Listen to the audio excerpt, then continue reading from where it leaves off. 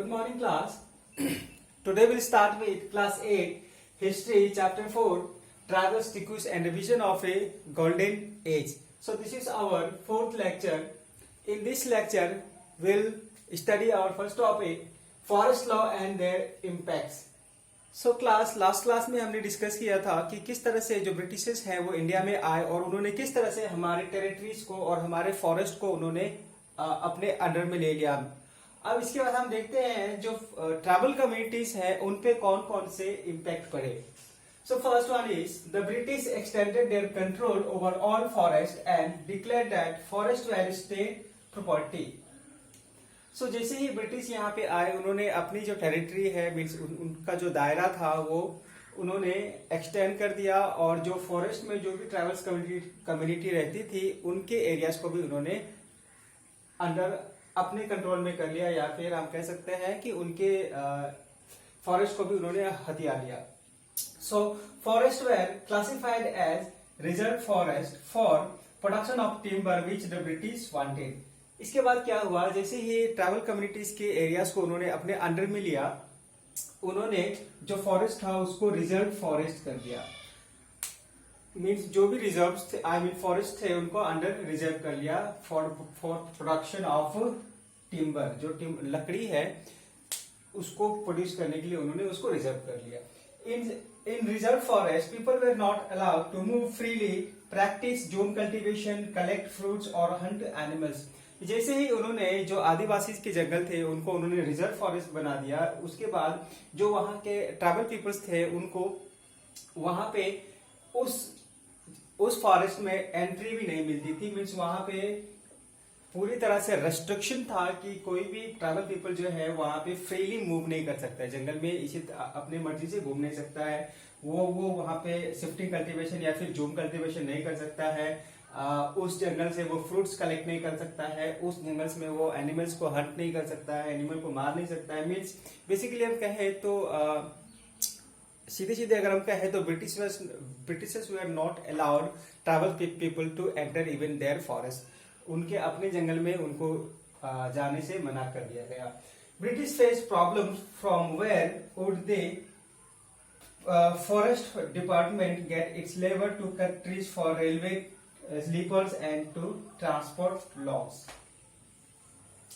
सो listen, जैसे ही इन्होंने ये जो रेस्ट्रिक्शन लगा दिए इसके बाद बहुत सारे प्रॉब्लम्स आए. जो वहां पे ट्राइबल कम्युनिटीज थे उनको बाहर जाना पड़ा किसी और काम के लिए. फॉर एग्जांपल वो फॉरेस्ट से निकल गए और नियर बाय टाउन्स में चले गए और हैवी लोडेड वर्क करने लगे एज ए मैनुअल लेबर. वो मैनुअल लेबर के रूप में काम करने लगे, बोझा ढोने लगे, इस तरह से बहुत सारे काम करने लगे.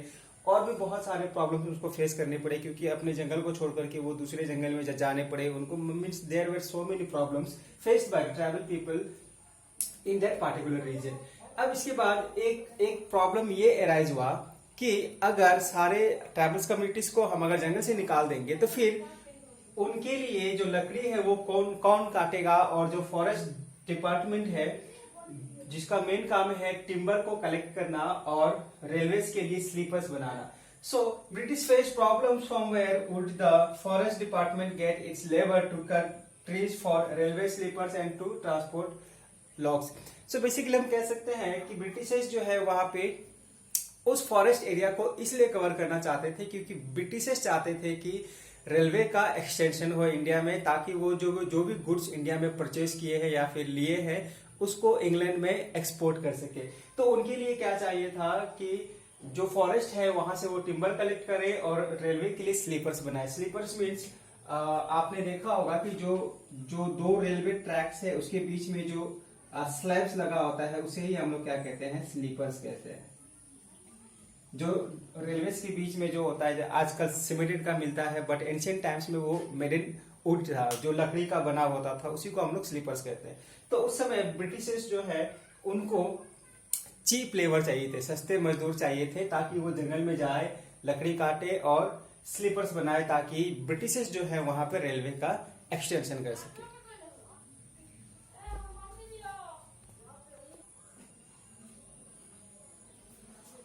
सो क्लास जैसे ही उन्होंने फॉरेस्ट लॉ बनाया उससे बहुत सारे प्रॉब्लम जो है वो स्टार्ट हो गए। इसके बाद ब्रिटिशर्स को एक सबसे बड़ा प्रॉब्लम ये फेस करना पड़ा कि उनको जो है वो लेबरर्स नहीं मिल रहे थे to cut down timbers and make sleepers. सो उन्होंने क्या किया, colonial officer decided that they would give jhum cultivators small patches of land in the forest and allow them to cultivate on the condition to provide labour to forest department. सो Britishers ने क्या किया, उन्होंने सोचा कि इस प्रॉब्लम के लिए एक सोल्यूशन चाहिए, तो उन्होंने एक सोल्यूशन लेकर के आए। वो सोल्यूशन ये था कि उन्होंने डिसाइड किया था कि कुछ जो ट्राइबल पीपल्स हैं उनको कुछ अमाउंट ऑफ लैंड दे दे जहां वो जूट कल्टीवेशन करें, और साथ में उन्होंने ये कंडीशन भी रखी कि अगर ये लैंड तुमको चाहिए तो इसके बदले में तुम्हें हमें क्या देना होगा, कुछ लेबर्स हमें देने होंगे for the forest department. So many tribal groups reacted against the colonial forest law. They disobeyed the new rules, continued with practice that were declared illegal, and this rose an open revolt. So जैसे ही उन्होंने पहले forest law लाया, उसके बाद फिर इन्होंने कुछ लैंड्स दिए कुछ कंडीशंस पे, तो इससे जो भी ट्राइबल कम्युनिटीज थी उनके अंडर में बहुत ज्यादा एग्रेशन हो गया, और उन्होंने इस बात को एक्सेप्ट करने से मना कर दिया, और बाद में उन्होंने हर वो काम करना शुरू कर दिया जो फॉरेस्ट लॉ के अगेंस्ट में था। बाद में ये जो भी इवेंट्स हो रहे थे वो बाद में एक ओपन रिविलियन में कन्वर्ट हो गया। रिविलियन मीन्स होता है रिवोल्ट, प्रोटेस्ट। तो बाद में जितने भी ट्राइबल कम्युनिटीज थे उन्होंने ब्रिटिश कॉलोनियल के या फिर ब्रिटिश गवर्नमेंट या फिर ब्रिटिश स्टेट के अगेंस्ट में उन्होंने रिवोल्ट करना शुरू कर दिया। और इसी तरह से हम देख सकते हैं कि एक रिवोल्ट हुआ था इन Assam. So revolt of सोनग्राम Sangma in 1906 in Assam. So Assam में भी इसी तरह का एक रिवोल्ट हुआ था जिसको हम किस नाम से जानते हैं, सोनग्राम संगमा, जो कि कब हुआ था 1906 में इन Assam. So and forest Satyagraha of the 1930s in the central province। central province means Chhattisgarh में। सो ये जो है जो फॉरेस्ट सत्याग्रह हुआ था 1930 में, ये जो है ये जो मूवमेंट था वो महात्मा गांधी से इंस्पायर्ड था, और बाद में यहाँ पे जो भी ट्राइबल कम्युनिटीज थे छत्तीसगढ़ में उन्होंने भी एक फॉरेस्ट सत्याग्रह शुरू किया था against the British government in 1930। So class this are the main topics regarding forest law and their impact.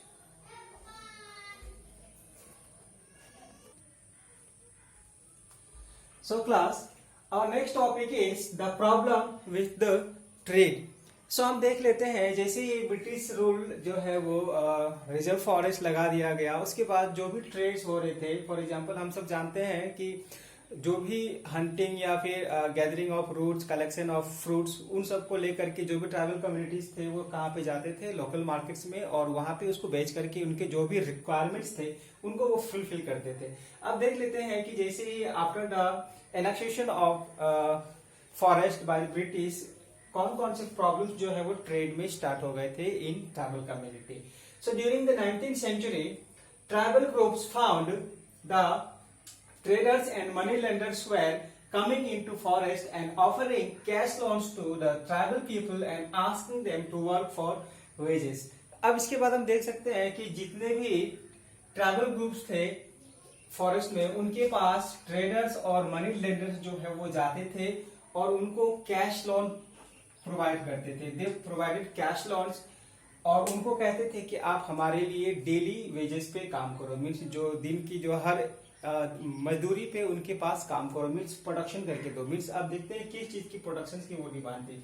अब हम देख सकते हैं कि in that particular time Indian silk was and in demand in European market during the 18th century। सो हम कह सकते हैं इंडिया से कॉटन और सिल्क जो है वो बहुत ही ज्यादा डिमांडेड गुड्स है from ancient time to modern time. So आप सब पढ़ोगे इन क्लास 9 डिटेल में कि सिल्क और कॉटन का डिमांड जो है वो किस तरह था और किस तरह से अफेक्ट हुआ।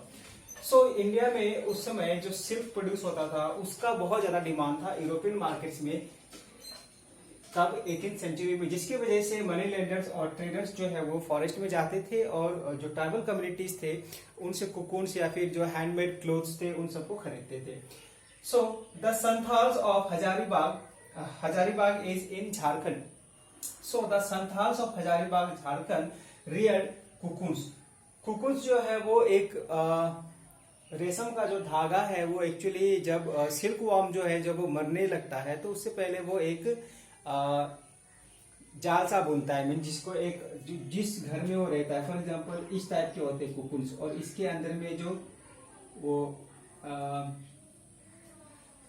वो जो सिल्क वॉर्म है वो जब वो उसकी मैच्योरिटी आ जाती है तो वो एक बॉल बनाता है जिसको हम लोग कॉटन बॉल भी कह सकते हैं। उसी को हम क्या कहते हैं, कुकुन्स। और इसी बॉल से हम क्या करते हैं, सिल्क के धागे निकालते हैं। सो इसको हम लोग क्या कहते हैं, कुकुन्स। तो उसी तरह से जो संताल्स ऑफ हजारीबाग जो कि झारखंड में है वो क्या करते थे, कुकुन्स को बनाते थे, मीन जो सिल्क वॉर्म है उसको कलेक्ट करते थे। The traders spent in their agents who give loans to the tribal people and collect the कुकुन्स।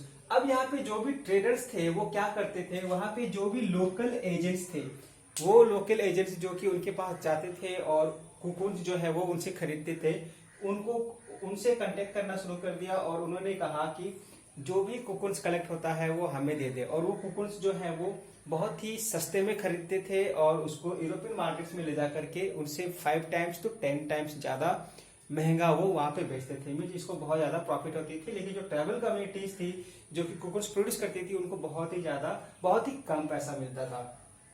So coconuts were exported to Burdwan और Gaya where they were sold at 5 times the price। ठीक इसी तरह से जो कोकोनट वहां पे प्रोड्यूस होता था इन फॉरेस्ट, उसको वहां पे वो क्या करते थे, उसको एक्सपोर्ट करते थे बर्दवान में या फिर गया में, जो कि उसके 5 गुना महंगा, मीन 5 टाइम्स जो प्राइस है उससे ज्यादा उनको बेनिफिट होती थी। सो हम कह सकते हैं कि बेसिकली जो ट्राइबल कम्युनिटीज थे उनको किसी भी सेक्शन में प्रॉफिट नहीं हुआ, ना ही ट्रेड में हुआ, ना ही शिफ्टिंग कल्टीवेशन में, या फिर मीन्स हम कह सकते हैं कि ट्राइबल पीपल जो है उनको बहुत